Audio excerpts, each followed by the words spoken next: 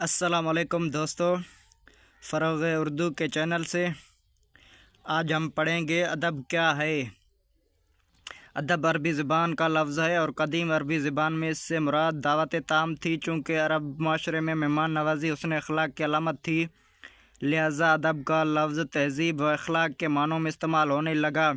इस्लाम की पहली सदी में अदब में तालीम का मफ़हूम भी दाखिल हो गया, क्योंकि तालीम की तरह अदब का मकसद भी इंसान के अंदर शाइस्तगी पैदा करना था।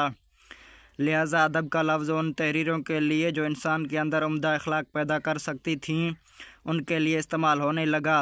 हज़ूर सल्लल्लाहु अलैहि वसल्लम का इरशाद है, खुदा ने मुझे अदब सिखाया और बतर के हसन अदब सिखाया। मगरबी ज़बानों में अदब के लिए लिटरेचर का लफ्ज़ इस्तेमाल होता है। यह लफ्ज़ लातिनी लफ्ज़ लिटेरा से बना है। इसके मानी हरफ के हैं, क्योंकि अदब लफ्ज़ों से तरतीब पाता है और लफ्ज़ हरफों से, इसलिए लिटरेचर का लफ्ज़ अदब के लिए इस्तेमाल होने लगा। लेकिन लिटरेचर का लफ्ज़ अपने मानी के लिहाज से बहुत वसी है।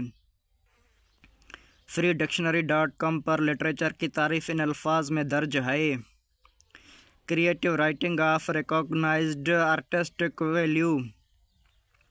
यूर डिक्शनरी कम पर लिटरेचर से मुराद है, literature is defined as books and other written works, especially those considered to have creative or artistic merit lasting values।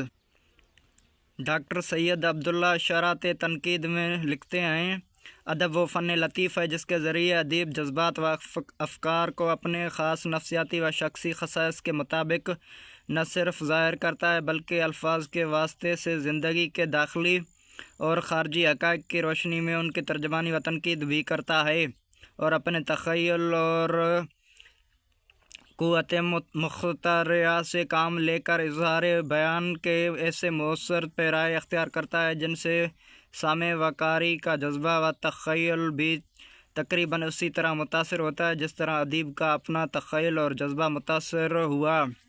Doctor Anwar सदीद Urdu अदब की तहरीकें में अदब के हवाले से लिखते हैं, अदब एक समाजी अमल है और ये लफ्ज़ ज़बान और तख्लीक़ात के हवाले से बिलवास्ता तौर पर ज़िंदगी को मुतासर करता है, और उसी तासुर की बिना पर अक्सर औक़ात अदब को अफ़ादी मक़ासद के लिए इस्तेमाल करने की कोशिश की जाती है।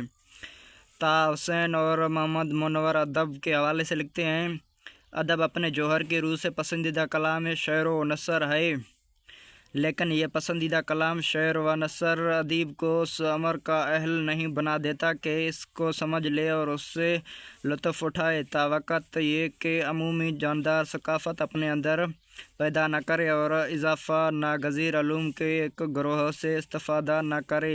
ये ठीक है कि हर शे से बढ़कर उसके पेश नज़र अदब का मफ़हूम पसंदीदा कलाम नज़म व नसर है, उसके मुतल्लिक़ात, लेकिन साथ ही वो उस अमर पर मजबूर होता है कि मैदान तजस्सुस को वसी करे। लिहाजा ऐसी चीज़ों से भी मुअतरज़ हो जिनसे कोई भी ऐसा शख्स मुअतरज़ नहीं होता जो अदब का मफ़हूम तफ़सील व तशरीह के बावसफ़ अदब ही करार दे। ज़िंदगी और अदब का चौली दामन का साथ है। इंसान की समाजी ज़िंदगी अदब और फ़न का मुनब्बा है।